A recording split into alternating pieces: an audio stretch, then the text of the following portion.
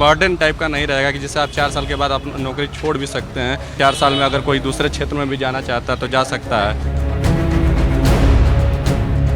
4 साल के बाद वो लड़का कहाँ जाएगा? वो लड़का आतंकवादी ही न बनेगा।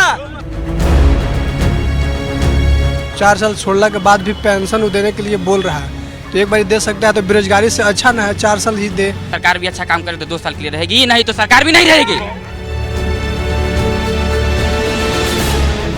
The nationwide protest over the controversial Agnipath scheme are still on. The scheme has become a major issue for the government, with protests now spreading to multiple states. A person died in police firing in Sikadrabad as a mob set fire to trains and damaged public properties. Violence has also been reported in parts of Uttar Pradesh, Bihar, Haryana, Punjab and many other Indian states. However, there have been some mixed reaction among the aspirants.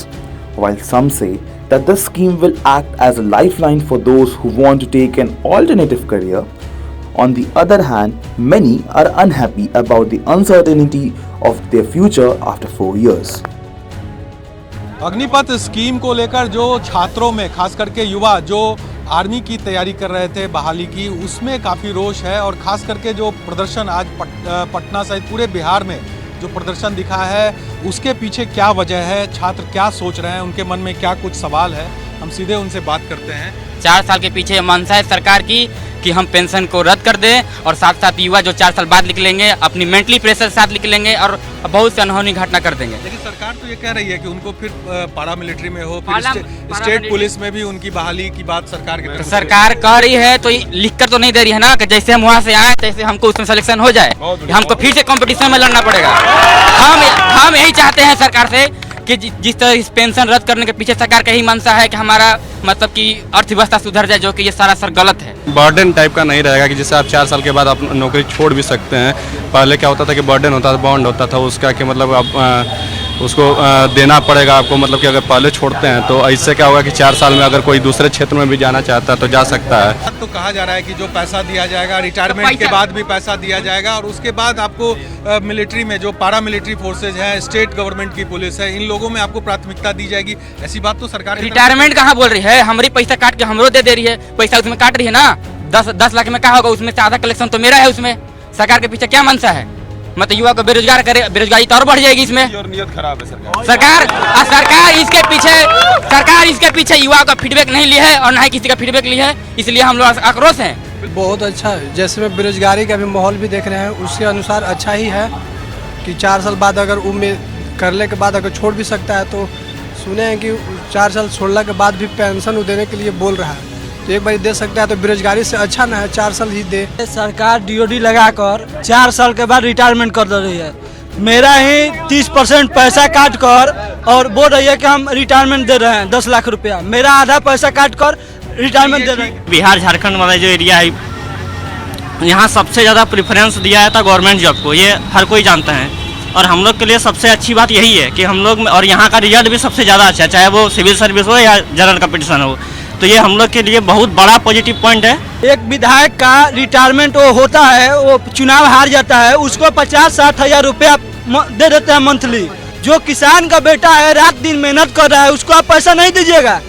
4 साल के बाद वो लड़का कहाँ जाएगा? वो लड़का आतंकवादी ही न बनेगा। कोरोना के कारण विद्यार्थी सब तैयारी में जुटे हुए थे हम लोग, लेकिन बहुत दिन से वैकेंसी के कारण हम लोग हताश थे, लेकिन इससे मोदी सरकार ने बहुत अच्छा फैसला लिया, इससे हम लोग को ज़्यादा उम्मीद है। Many military veterans have also said that this part-time job in the armed forces can also be a big threat to the nation.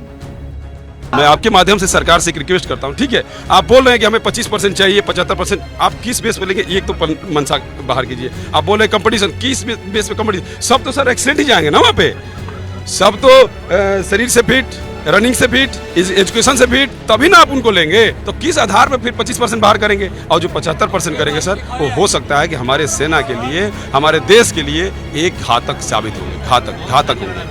वो घातक होंगे क्योंकि मैं रहा हूं तो मुझे पता है सर कि हमें क्या जानकारी है। आज मेरे पास जो जानकारी है आपको है सर सेना के बारे में।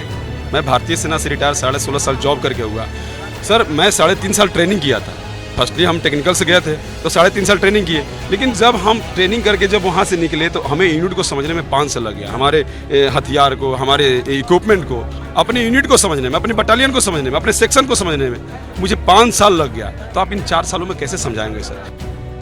In the latest development, the Ministry of Home Affairs (MHA) announced a 10% reservation for Agniveers in Central Armed Police Forces and Assam Rifles. Union Defence Minister Rajnath Singh has also approved 10% reservation for Agniveer in Defence Ministry jobs. The government also announced 3 years of relaxation beyond the prescribed upper age limit for recruitment in 2 paramilitary forces. The first batch of Agniveers will get age relaxation of 5 years beyond the prescribed upper age limit, it said. Earlier, the government also increased the upper age limit from 21 to 23. Now, whether these concessions bring about a resolution remains to be seen. If you like this video, then like, share and subscribe to Mirror Now.